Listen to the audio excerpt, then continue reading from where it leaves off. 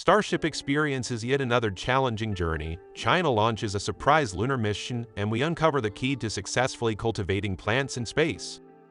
Welcome back, space enthusiasts, to another mind-blowing episode of Spaceverse, where we unravel the mysteries of the cosmos. Join us as we delve into the details of SpaceX's third Starship test flight. Don't forget to like, subscribe, and hit that notification bell to stay updated on all things space. Let's get started. This was the third time that SpaceX's Starship had successfully launched, and it appeared to be the most successful test flight that had ever been conducted to this point. In spite of this, there are still significant concerns over Starship itself. The 4 onboard Starlink transmitters that were situated in the nose cone of the rocket provided viewers with very high-quality video feeds from external cameras as the spaceship soared into orbit and nearly descended again. This was made possible by the incredible quality of the video feeds.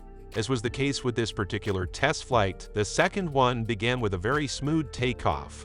While all 33 Raptor engines were firing, the rocket was launched from the orbital launch mount located on the Starbase launch pad toward the horizon. It was because of the water deluge system that the big engines were able to avoid causing a significant amount of damage. After the acceleration period that was described in the textbook, the engines of the first stage booster were almost completely turned off at the 2 minutes and 4-second mark. Because of this, the upper stage of the Starship had sufficient time to start its engines during a hot staging maneuver, which allowed for a smooth separation of the two spacecraft at the same time.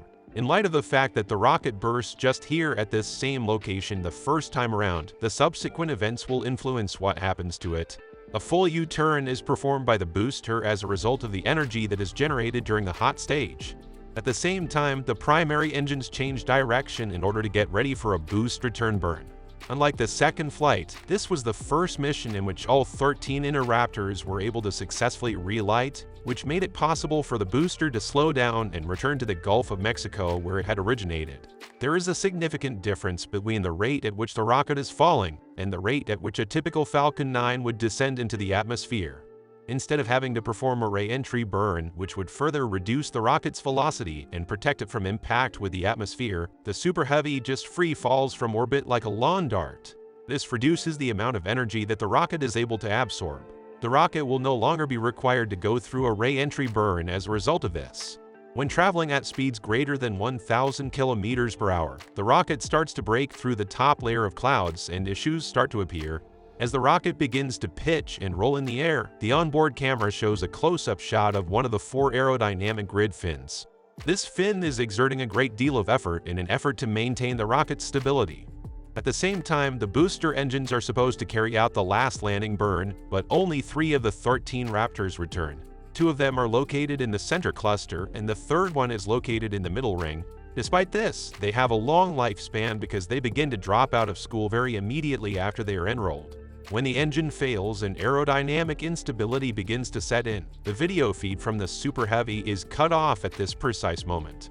According to SpaceX, the rocket underwent an unexpected and speedy disassembly at approximately 462 meters over the surface of the atmosphere. The upper stage of the Starship entered the coasting phase at an altitude of more than 170 kilometers and a speed of little less than orbital velocity of more than 26,000 kilometers per hour. This was done in order to divert attention away from the booster while it completed its own 6-engine fire. There is only 30 minutes left for the team on Earth at Starbase to do the historic first-ever in-flight systems testing on a Starship while the rocket is gliding through space. The first component is the payload door, which is a repurposed PEZ dispenser that will be used for the deployment of Starlink V2 satellites in the future. This door is the initial component. When we switch to the view from the interior of the camera, we are able to see that the aperture is slightly open, which allows some light to enter while also allowing some air to escape. There does not appear to be a great deal of activity coming from the direction of the door. It would appear that the mechanism is incapable of moving in either direction completely. Even more important was the first ever test of cryogenic fuel transfer from the header of the Starship to the main tanks. SpaceX announced the test to have been successful despite the fact that it is impossible to personally witness this happening. There is a tremendous amount of importance placed on this propellant transfer in order to demonstrate to NASA that Artemis 3 is making progress towards a lunar landing. During the course of the journey, SpaceX was forced to cancel the final test, which involved relighting a Raptor engine in orbit. important for future journeys in which the spaceship will need to slow down in order to re-enter the atmosphere after reaching its maximum orbital velocity. However, due to an unexpected new problem, the crew made the decision to abandon the relighting. This is the point at when everything begins to fall apart and becomes more complicated. During the course of the Starship's journey through space, the images captured by the cameras that have been put on board reveal that the spacecraft has started revolutionizing. Despite the fact that this is obviously not the event that was supposed to take place, it does present some breathtaking vistas of the planet Earth as the camera wanders around. Even though it is difficult to establish the orientation of the rocket from the camera, the telemetry reveals that the ship is pointed in the wrong direction as it begins to re-enter the atmosphere. This is the case even though the camera is unable to provide accurate information. At this exact moment, the ship ought to be making use of its hot gas thrusters in order to maintain its path and orientation. Nevertheless, for inexplicable reasons, they are not doing so. Also, there is a considerable amount of debris that can be seen outside the ship. This is something that is happening simultaneously. These artifacts are a mystery and their identities are unknown. During the process of attempting to regain control of the vehicle, there is stuff that appears to be ice falling off the surface of the vehicle. This substance is visible. As the spacecraft makes contact with the first molecules of air in the high atmosphere, it will soon begin to experience a rise in temperature. The molecules that are contained within that liter of gas will be compressed by a metal tube that has a diameter of 9 meters and is moving at a speed of 26,000 kilometers per hour. Compressing gas causes it to have a higher temperature. It is proportional to the amount of compressive force that the amount of heat that is produced. When the red-hot plasma begins to build up under the wing directly below the camera, it becomes fairly evident that something is happening. The heat shield is now facing upwards despite the fact that the spacecraft appears to be continuing its downward orientation. After that, it will be. While the aero flaps are doing their best to disable the ship's attitude control, the wings are having a far more difficult time doing so despite their best efforts. About 46 minutes into the journey, the Starship takes its final fatal hit. Turning the ship on its side causes a change in the re-entry profile.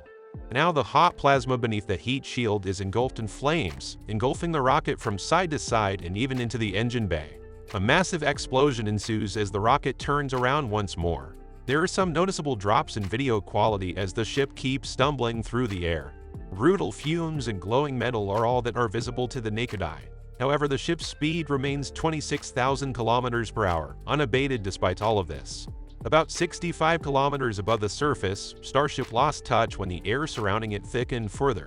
The general consensus is that it disintegrated while it was falling. Instead of vaporizing, the ship probably crashed into a jumble of smoldering, partially melted pieces in the middle of the Indian Ocean, miles from any human settlement. It is very evident that this flight was more successful than IFT-2. The majority of the mission's primary goals were successfully completed by SpaceX, as both rockets were able to properly re-enter the atmosphere. There is a plethora of knowledge that will be helpful for their future travel. According to posts that SpaceX posted on social media on February 2nd, a fourth launcher is currently being ready to be constructed in the enormous bay at Starbase, and boosters that are sufficient for the first 3 missions have already been prepped. The Federal Aviation Administration, FAA, will, without a doubt, undertake an investigation into the mishap. Nonetheless, SpaceX has been working closely with the federal agency to minimize launch gaps on a consistent basis. There was a gap of around 7 months between the events of IFT-1 and IFT-2, and then IFT-3 took place some less than 4 months after that. As a result of the company's speedy preparation of their new launch vehicles and refurbishing of equipment, it is predicted that the subsequent gap will be shorter. Could the next flight possibly take place in the month of May? The most recent launch from China did not go according to plan, and the cargo swerved off track after entering orbit, as stated by the Chinese National Space Administration (CNSA), which made the statement on March 14th. It would appear that the 2 satellites Dr. A and Dr. B were intended to be utilized in lunar orbit. The cargo in question was the contents of these satellites. On the other hand, according to the CNSA, the 2 spacecraft were not sent into the appropriate orbit after they disengaged from their Long March 2 Coulombs rocket. The mission's trajectory was changed as a result of an issue with the upper stage of the Yuanzheng-1 Siemens, as stated in the official statement. As was the case with Astrobotic's Peregrine lander in January, which utilized the failed lander to collect essential data for the subsequent run, it is yet unknown whether the mission can be recovered or reused. In addition, the precise orbits of the satellites continue to be a mystery up to this point. The Chinese government has chosen to keep the operation a secret for almost 24 hours, which is the primary reason for the limited amount of information that is available about it. Only the Taiwanese Ministry of National Defense posted a tracking statement of a launch vehicle on social media. Xinhua's report was timed at the last minute, although the Long March rocket had really lifted off the day before. A lunar launch shrouded in mystery may raise suspicions, but the Chinese media are likely just trying to cover up a failure rather than anything malicious. The fact that China had closed off the airspace surrounding their satellite launch site a few days prior to the launch provided strong evidence that they weren't attempting to conceal anything. According to reports, the warnings also suggested that the rocket was destined for a low Earth orbit. Since the United States Space Force had not detected any newly orbiting objects in low Earth orbit, it is safe to assume that the vehicle had climbed into a more difficult-to-monitor orbit. Xinhua made their announcements the following day, but the China Aerospace Science and Technology Corporation was noticeably silent until then, leading many to believe that the Chinese space agencies were attempting to determine what went wrong before going public with their findings. From what we can infer from their names, these satellites were destined for the same stable, far-off retrograde orbit of the Moon as Artemis 1. This is in line with an article that was published in the Chinese Journal of Deep Space Exploration about how a DRO position around the Moon could be utilized for communicating, navigating, and monitoring the surface. In fact, this study describes how a landing craft can use 3 satellites, 2 in this orbit and 1 in low Earth orbit, to provide a more refined and accurate set of navigational data for touching down on the lunar surface. The launch of the the third satellite, actually occurred in February. It appears that the purpose of this flight was to initiate and evaluate a lunar communications network in preparation for China's forthcoming moon missions. The Chinese government has shown great enthusiasm in this regard, having declared in February their intention to land astronauts on the moon before 2030. It is reasonable that China would need to establish their own communications network prior to their initial endeavors at sending a crew to the moon, given that the US is notorious for excluding China from most international agreements. It appears that this mission is just a small setback in the grand scheme of things. It's perplexing that they choose to keep it under wraps. Because of recent study on plant farming in space, a group of researchers from the University of Illinois at Urbana-Champaign have developed a novel sort of wearable sensor that can monitor the requirements of vegetables that are cultivated in space.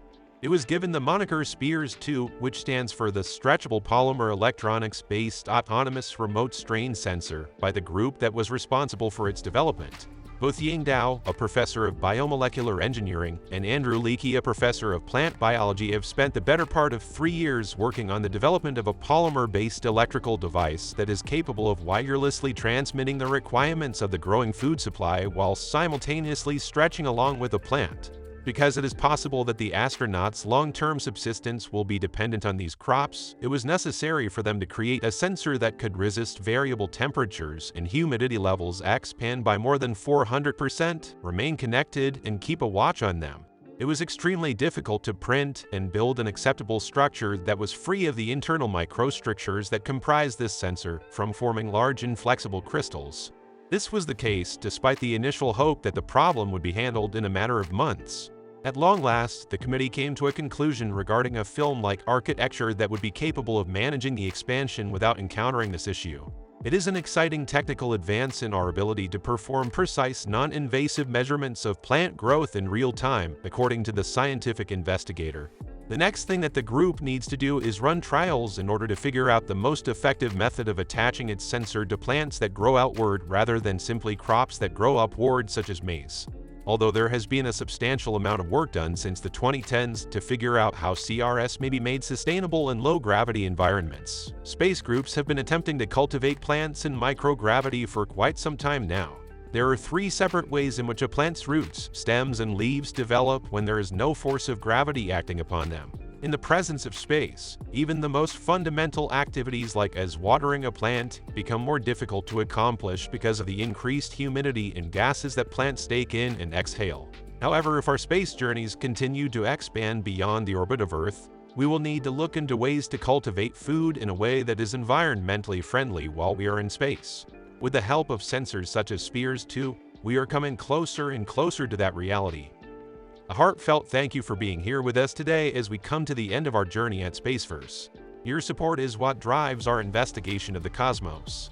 Remember to hit the notification bell and subscribe to our channel so that you can continue to explore with us.